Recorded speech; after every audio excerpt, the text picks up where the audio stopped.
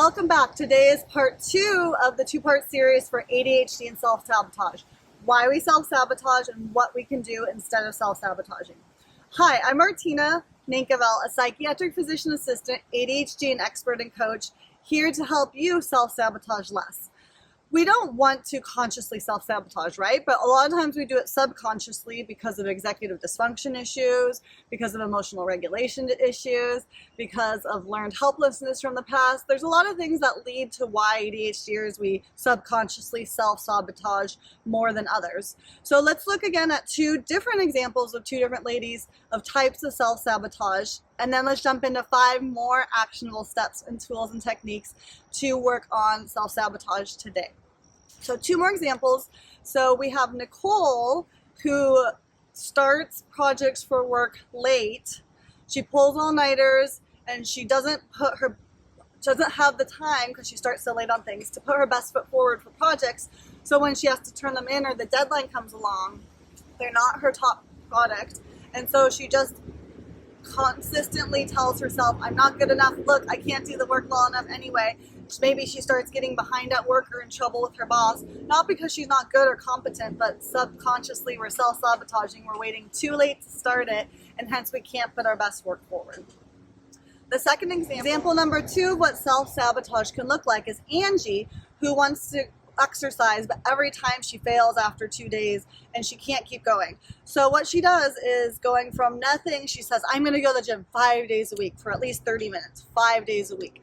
So she starts off strong and motivated yet again, but since she goes from nothing to too big of a goal or aspiration, she continues for 3 or 4 days this time, but after 3 or 4 days she gives up, she's too sore, she throws in the towel and says, this is not for me, this exercise plan, this nutrition plan is not for me, and then she self-sabotages again, she has self-harm again, thoughts again, she has self-shame again, because she started from little to too big too fast. So subconsciously we're self-sabotaging because we're trying to go from nothing to everything, and that's probably unrealistic, especially if we haven't been able to do it again, or do it in the past, shall I say.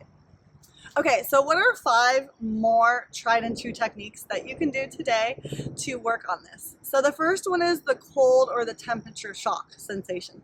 So there are a lot of studies saying cold will get us out of our thought process, kind of regroup us, it increases dopamine production. Cold is really good. So there's the cold baths you could do, the cold showers. You could even just dunk your hands in cold ice water for a few minutes, or put cold ice water on your face or your neck.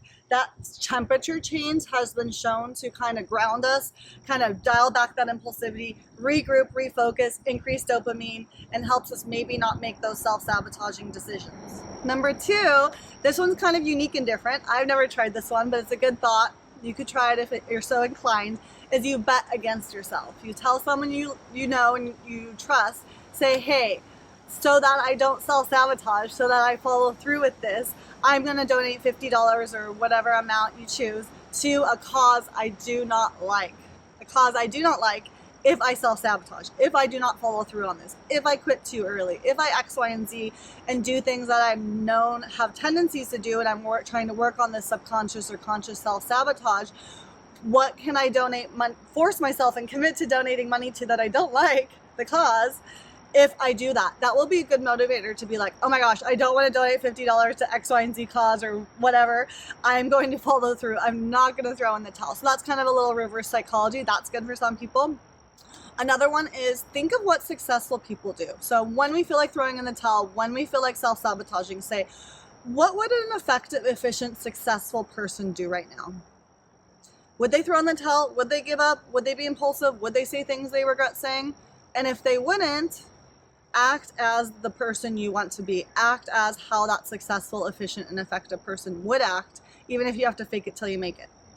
Number 3, I really like this one. I find this one helpful. Controlled rebellion. So it's not that we can never be impulsive or rebellious. It's just we need to be particular and conscious of when we're being impulsive and rebellious, and make sure it's okay for us. For example, to give yourself space and time, so we don't always feel stuck on a schedule and strict and rigid, say, okay, this Saturday morning I have nothing planned. Let me go out and drive and see where I end up. Let me go see, kind of go with the flow. Maybe I want to try this new restaurant. Maybe I want to go to this new park. Check out this new hike or beach. Give yourself some room to be impulsive or rebellious so that you can be impulsive and rebellious in little areas that aren't a big deal, like trying a new recipe, picking out and buying a new nail polish you want to try, so that we're not impulsive and rebellious in areas that are detrimental to our well-being, to our life, to our longevity, to our success, to our relationships, to our future career, and our finances, right? So that we're not throwing in the towel and doing X, Y, and Z self-sabotaging. Instead, we could, if we feel like we have that freedom regularly, to go buy a nail polish I wouldn't normally buy, go try a tea or coffee shop I don't normally go to, go check out a park or a hike just randomly, then sometimes that will help kind of calm or satisfy that impulsive or rebellious desire. Technique number 4 is time travel method. Think of what yourself will be like, how you will feel, what you will have achieved when you've gotten what you want, when you've achieved and gotten to your goals. What will you feel like? What will it be? What financial gain or what satisfaction will you have? Then think of everything you will miss out on financially, success, activities, self-esteem. What will you miss out on if you don't do that? So when I want to throw in the towel, when I want to self-sabotage, think ahead to like a future you, or write a letter as a future you saying, I've accomplished X, Y, and Z that I'm setting out for. How do I feel? What am I excited about? And be like, okay, I'm going to miss out on all of those things if I don't follow through. That's a good indicator to keep following through. Strategy number 5 is keep a failure journal. So write down all your failures, reflect and journal, and learn from them. And then next time you want to throw in the towel, self-sabotage, be impulsive in ways that you know are probably not the best, write it down in your failure journal before you stop, throw in the towel, or fail at it. Sometimes just writing it in your failure journal on the front end will help you realize, okay, I don't want to fail in this. I don't want to quit. This is important to me. I don't want to add another thing to my failure journal, which is already long. Just the act of writing it or thinking that it's going to be true will prevent us from doing that. So those are 5 more tried and true techniques. Review the first video for the 5 first techniques. Review this video for the next set of 5 techniques and see which of the 10 makes sense to you. What could you apply and where could this make sense in your life? It's all about improving your quality of life, and I want you to do that now. So thank you. Have a blessed day. Bye.